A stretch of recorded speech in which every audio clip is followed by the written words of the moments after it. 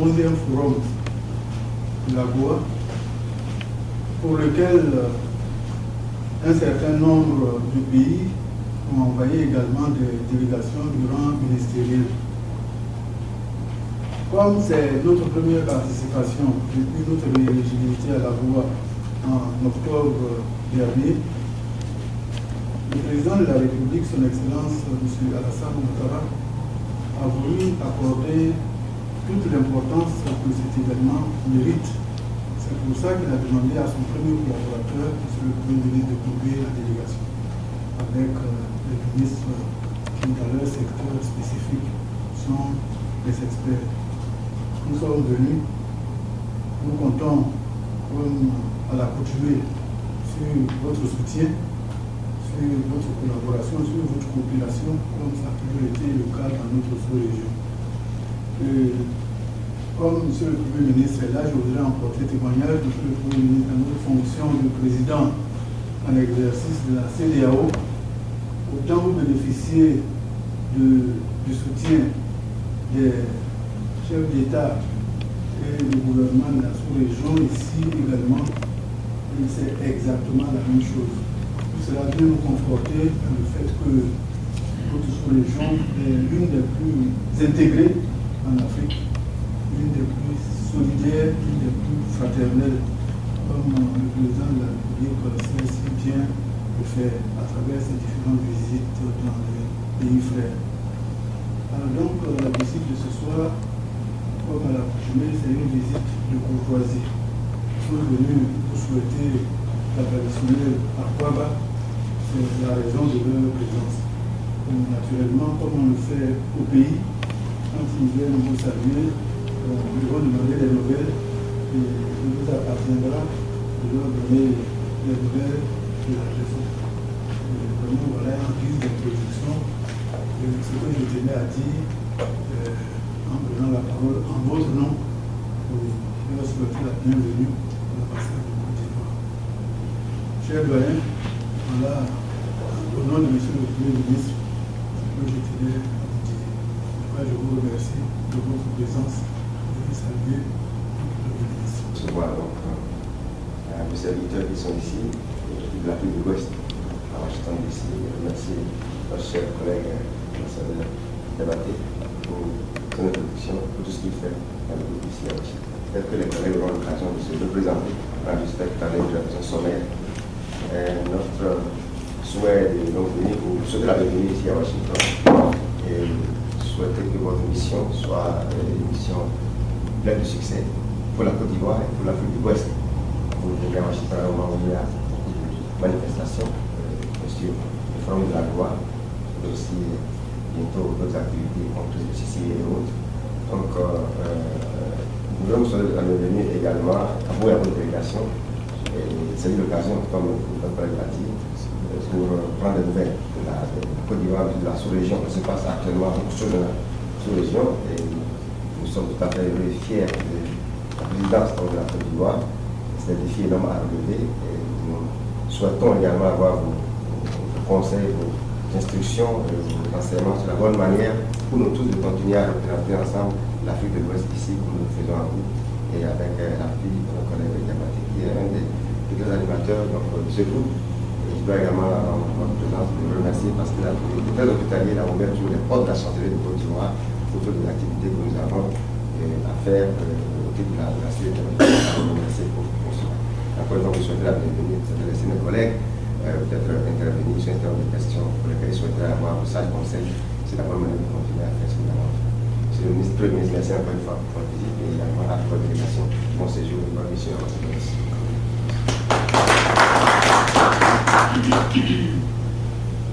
Bonjour et je vous souhaite la bienvenue à Washington. Je suis sénégalaise, mais je suis ivoirienne. Ivoirienne comment pour y avoir passé 25 années. Je suis arrivée en Côte d'Ivoire entre 1985 et on est reparti brièvement pour venir ici faire mes études, reparti encore là-bas pour quitter en 2003 pour aller à Tunis. Donc la Côte d'Ivoire revêt un cachet particulier pour moi. Donc j'en profite, comme l'a fait au préalable dire que vous souhaitez une mission fructueuse ici et vous souhaite plein succès dans vos fonctions en tant que Premier ministre. Lima da Veiga, je suis l'ambassadeur du Cap-Vert ici. Je n'ai pas eu le privilège, comme un collègue, de vivre tant d'années en Côte d'Ivoire, mais j'ai été plusieurs fois en visite officielle avec mon ancien président de la République, mais aussi en allant à l'Union africaine. Donc, pour moi aussi, la Côte d'Ivoire, bien que je ne puisse pas parler de la Côte d'Ivoire parce que j'étais seulement à la capitale, mais c'est déjà une partie de la nation ivoirienne que je connais. Et donc, nous vous souhaitons effectivement un très bon séjour ici. J'en profite aussi pour vous souhaiter plein de succès dans vos hautes fonctions et vous dire que nous attendons beaucoup de la présidence ivoirienne de notre sous-région dans la résolution des différents défis auxquels nous sommes confrontés. Et j'en suis sûre qu'avec la leadership du président Ouattara, on peut effectivement trouver les meilleures solutions et la collaboration, bien sûr, de tous les pays membres pour trouver les meilleures solutions aux défis auxquels nous sommes confrontés. Donc, soyez les bienvenus et plein de succès dans votre visite. Monsieur le Premier ministre, moi je suis Blaise Chérif, l'ambassadeur de la Guinée. Je voudrais d'abord vous féliciter. La dernière fois, nous vous avons rencontré, vous étiez membre d'une délégation, et cette fois-ci, vous êtes chef de délégation. Donc, par rapport à cette promotion, parce que j'ai été représentant du HCR pendant 6 ans, de 1996 à 2002, donc j'ai été témoin de pas mal d'événements majeurs pendant cette période. Je ne peux que me réjouir de l'avènement d'Alassane Ouattara à la tête de ce pays. Et nous avons déjà vu les prémices. J'étais passé à Abidjan au mois de juillet. J'avais déjà vu les changements en ce qui concerne la propreté de la ville. Et d'après ce que nous savons, il y a beaucoup de choses qui ont été faites en très peu de temps. Je suis également ivoirien de cœur parce que mon village est à 60 km de Danané. Et donc, du côté de la Guinée. Donc, nous vous souhaitons un bon séjour ici. Merci beaucoup. Excellency Bakary Stevens, I'm the ambassador of Sierra Leone to the United States of America. I wish to welcome you to the United States and to bring you greetings from Sierra Leoneans here and from our President. We share quite a lot of history in the difficulties during our 10 years of civil war in Sierra Leone. But we now believe that this is all behind us and we are all making a new beginning in the interest of our two countries. So once again, I welcome you to the United States and I wish you good luck.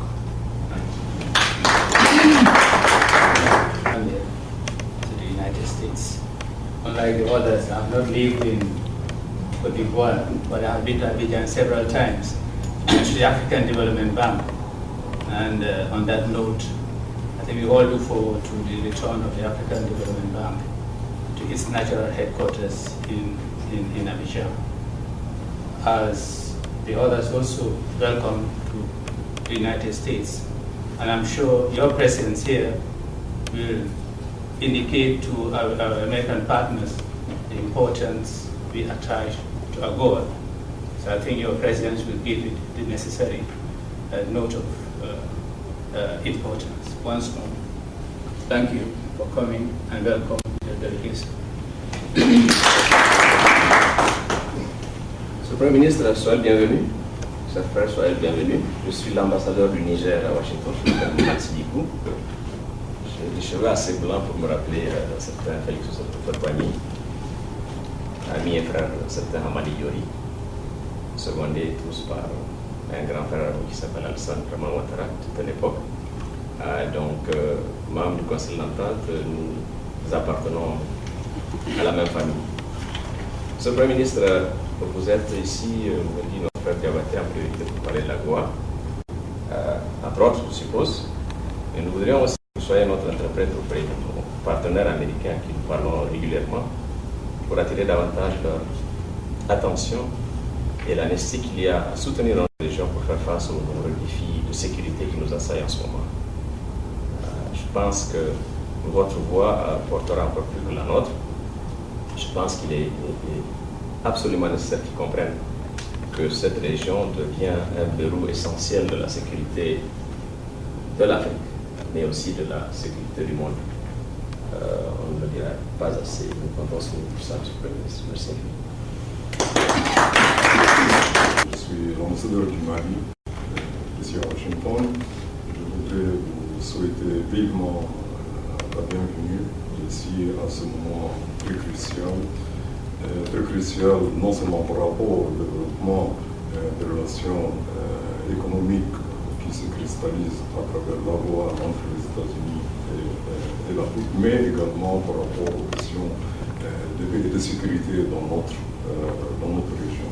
Donc, nous saluons votre venue et je voudrais également m'adjoindre à M. l'ambassadeur du Niger pour que vous soyez notre interlocuteur, notre porte-parole auprès des autorités américaines dans ce cadre-là. Je voudrais saluer également le rôle de leadership très élevé que M. le Président Ouattara ne cesse de remplir dans le cadre des questions de paix, de sécurité et de développement dans la région. Merci beaucoup.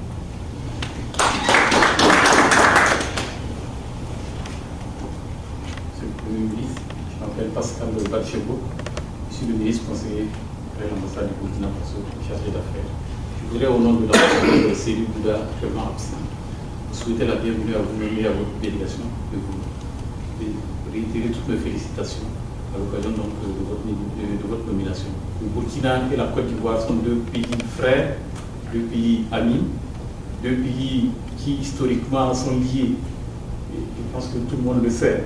Alors, je voudrais donc vous féliciter donc de ces liens qui ont, ces dernières années, se sont davantage, en tout cas ces derniers temps, se sont davantage renforcés avec des projets pour nous. Et nous souhaitons en tout cas, sous votre direction, sous celle surtout du président de la République de Côte d'Ivoire, que les grands chantiers puissent aboutir pour le bonheur donc, de nos deux peuples. Merci.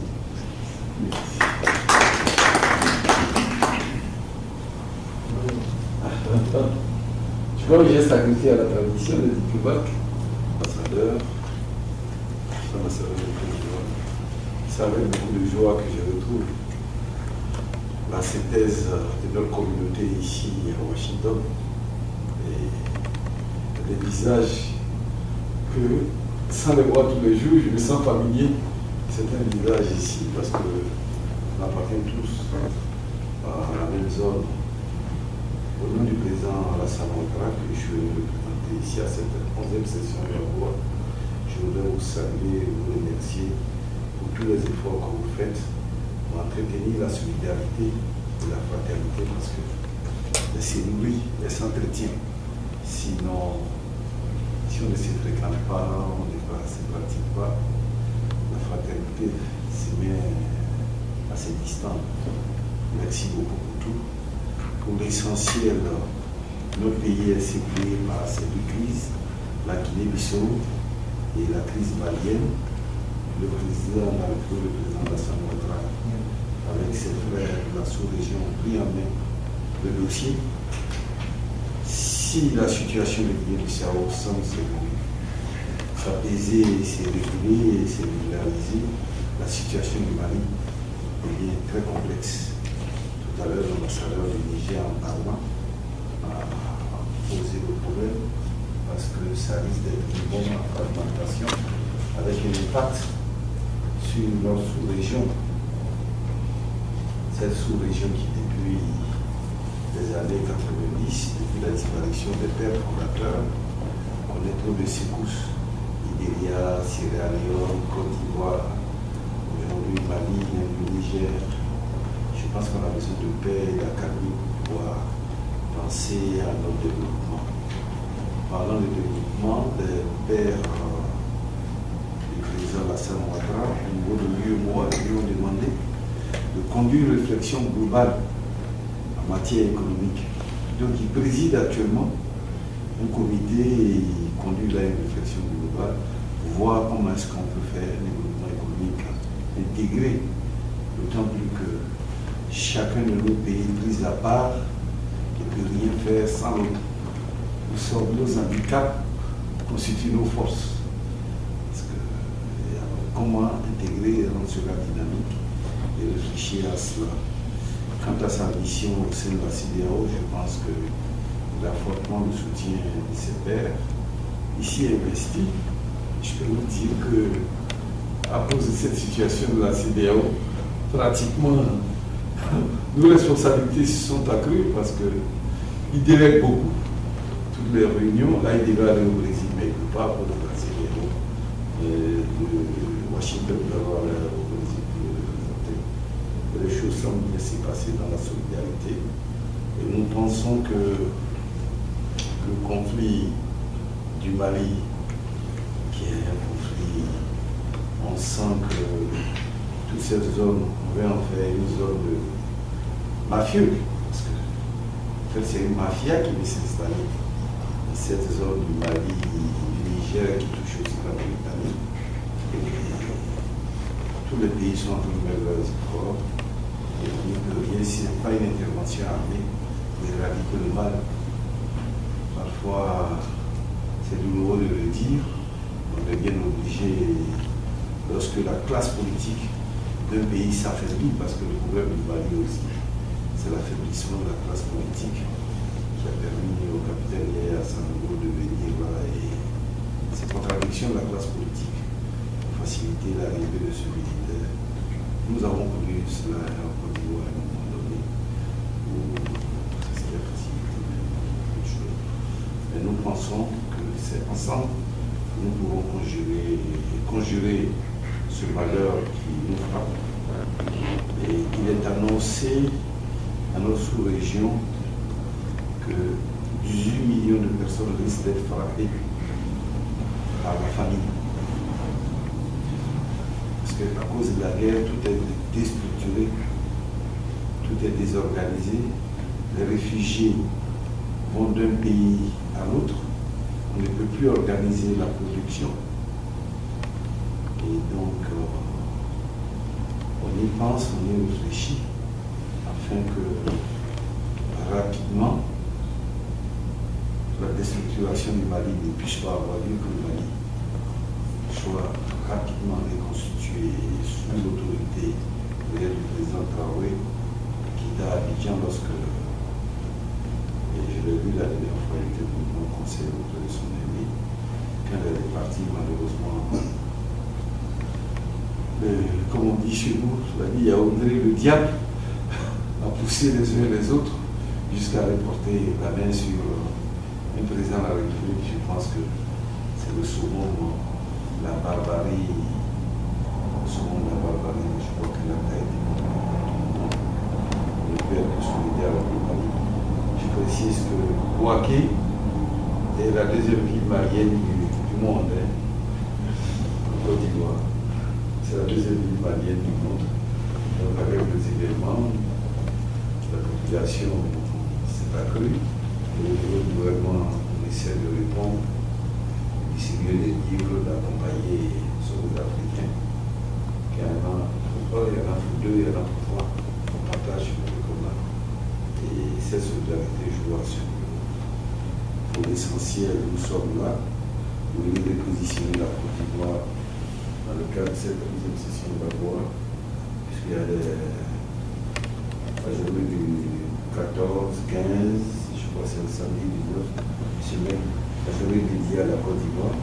Le 18, c'est le 18. Pendant le 18, c'est la journée dédiée à la Côte d'Ivoire. Donc, c'est votre journée. Je vous demande de venir nous soutenir, que la Côte d'Ivoire retrouve sa position.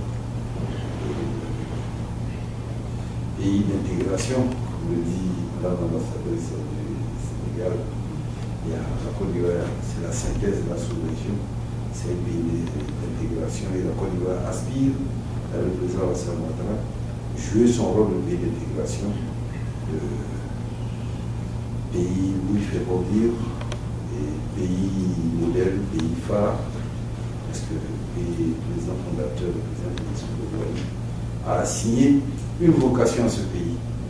C'est d'être le pays d'intégration, le pays qui accepte tous les frères de la sous-région. Et je crois que nous sommes résolument sur cette voie historique parce que c'est un testament que nous avons reçu.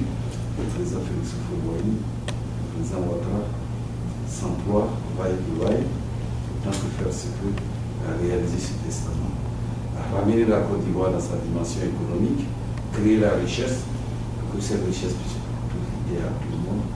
C'est le sens de ce que nous sommes venus faire ici. Et parce que nous avions aussi des rendez-vous pour atteindre le LCC, Challenge Corporation. Donc nous sommes là, les pays comme le Bénin, ils sont déjà, je crois, le Burkina, on y est déjà. On souhaite que vous nous accompagniez, que nous puissions atteindre cet objectif, afin que le projet communautaire, d'infrastructure, le chemin de fer, donc pour aller jusqu'au Niger, la route. Nous allons avoir des projets d'infrastructure, la route pour pouvoir aller jusqu'à Guinée et même le chemin de fer à partir de Saint-Pédro jusqu'à l'exploitation. Jusqu'à chez lui. Oui. On va construire. En tout cas, que la paix soit toujours avec nous, comme le disaient les chrétiens, et que la joie soit dans nos cœurs en permanence, et que vive la solidarité dans nos sous-régions. Je vous remercie. Le business en Côte d'Ivoire, c'est juste un témoin de l'événement.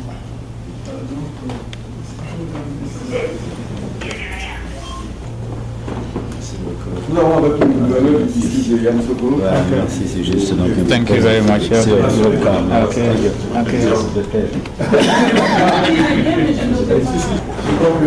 The time is now. Yes. On a eu un style. D'accord.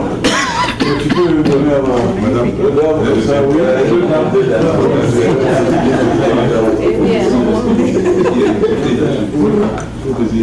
Bon, en fait, comme vous le voyez, le stylo, c'est la Côte d'Ivoire, le grand retour. La Côte d'Ivoire, the time is now. En d'autres termes, the time is now for the whole ECOWAS region. Voilà. Donc, c'est de cela qu'il s'agit. C'est pour ça que monsieur le Premier ministre vous invite à venir vous joindre à nous le 18 pour la journée de la Côte d'Ivoire. Et le 19, nous avons également, je vous ai parlé de ça un peu aujourd'hui, maintenant que cela soit officiel, nous avons une soirée dîner gala ici à la chancellerie de Côte d'Ivoire.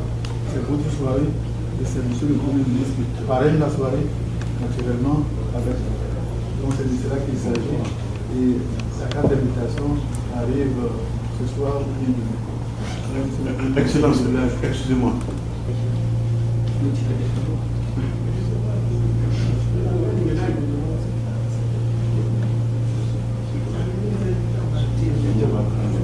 Ok, merci beaucoup.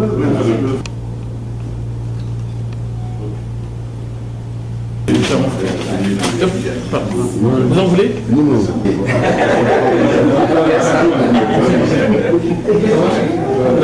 Salut. N'oublie pas qu'on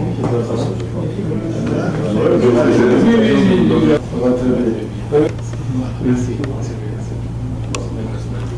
Bon, je pense que...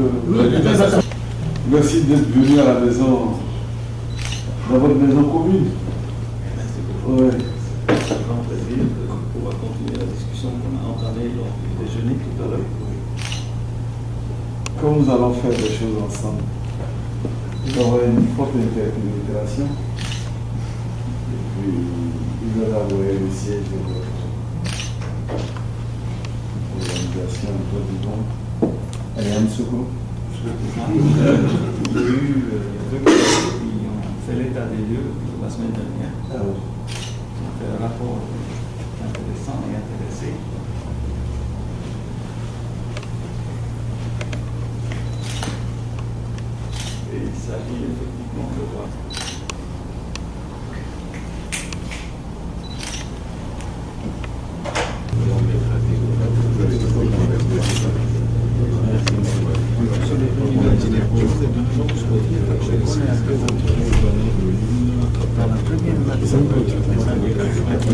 travail pour le gouvernement suisse, j'ai développé une facilité de désendettement.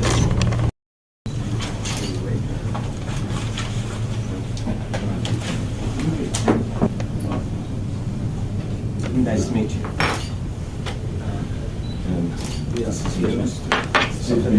Steve Kaufman, nice to meet you. Staff. Nice to meet you.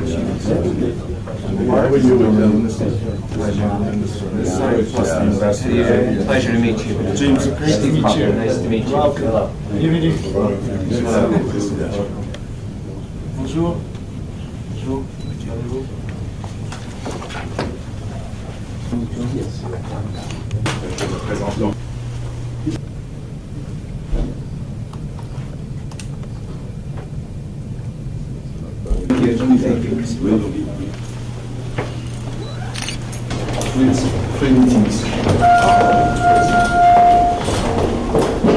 Vous l'avez découvert ici. Encore un hit que vous avez découvert. Ivoire TV. Ivoire TV.